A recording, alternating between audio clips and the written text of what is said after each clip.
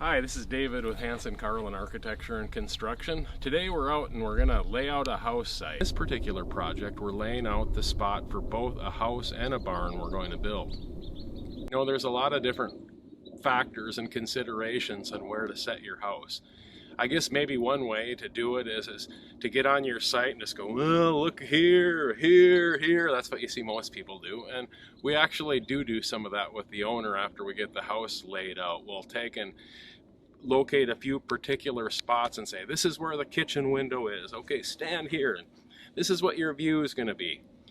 So there's a lot of different things you think about when you're laying out a house. Maybe you're in the city and then you got to think about lot lines, and sometimes you need to have a surveyor figure out where those lines are. We think about the house site and laying it out.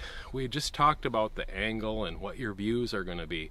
But probably equally as important is we have to think about, where does a house sit up and down on the property? Well, that's probably the part that I always think the hardest about, because if you end up with your foundation down too low, you can end up with water problems, or if you get the house too far out of the ground, that can give you problems where you don't have enough dirt or it looks a little weird there. So setting that height up and down is another important step we do on this first day while we're laying out the project. This is our plan that we're going to be using to lay out with today. These are all laid out as part of a CAD drawing with points in them that we can reference and offsets to find the corners of the building. You know, we have our temporary power in already. Sometimes this happens after the basement, but this will be removed later on. This has the different outlets that we need for construction, and so that's nice to have early on in the site.